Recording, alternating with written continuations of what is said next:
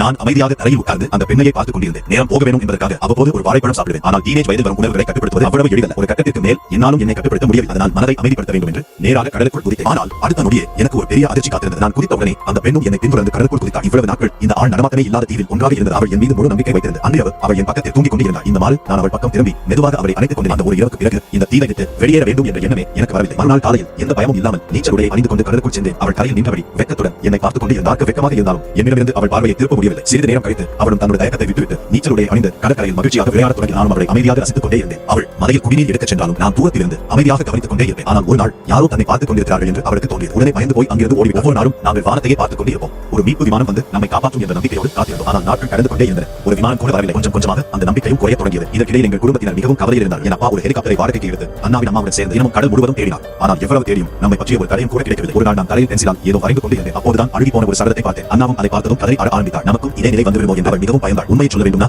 எனக்கும் பயமாக. அவள் அழுவதை பார்த்ததும் உடனே அவளிடம் சென்று சமாதானப்பட நான் உன்னோடவே இருக்கேன், உன்னை எப்போதும் தனியாக விட மாட்டேன் என்று வாக்கு கொடுத்தேன். கொஞ்சம் கொஞ்சமாக அவள் அமைதியானாள். அந்த நாளுக்கு பிறகு அவள் என் மீது இன்னும் அதிக நம்பிக்கை வைத்தாள். ஆனால் மறுநாள் காலை கண்விழித்து பார்த்தபோது நான் அவளை விட்டு போய்விட்டேன் என்று நினைத்து பயந்து போய் காட்டுக்குள் ஓடி என்னை தேட ஆரம்பித்தாள். நல்ல வேளையாக விரைவிலேயே என்னை கண்டுபிடித்தாள். உண்மையில் அந்த சடலம் மீண்டும் அவளை பயமுறுத்தக் கூடாது என்பதற்காக தான் அவள் தூங்கிய பிறகு அதை வேறு இடத்திற்கு மாற்றிக் கொண்டிருந்தேன். இதை தெரிந்து கொண்டதும் அவள் என் மீது கோபப்பட்டு சண்டை போட ஆரம்பித்தாள். ஆனால் சண்டை போட்டுக் கொண்டிருக்கும் போதே கால் தவறி கீழே விழுந்து அவளுடைய முழங்காலில் காயம் ஏற்பட்டது. அவள் வலியால் துடிப்பதை பார்த்து எனக்கும் மிகவும் வேதனையாக இருந்தது. மெதுவாக அவளை சமாதானப்படுத்தினேன். அதன் பிறகு நாங்கள் இருவரும் அருவியில் குளிக்கச் சென்றோம். இந்த மாதிரி உங்களுக்கும் நடக்கணும்னா லைக் பண்ணுங்க.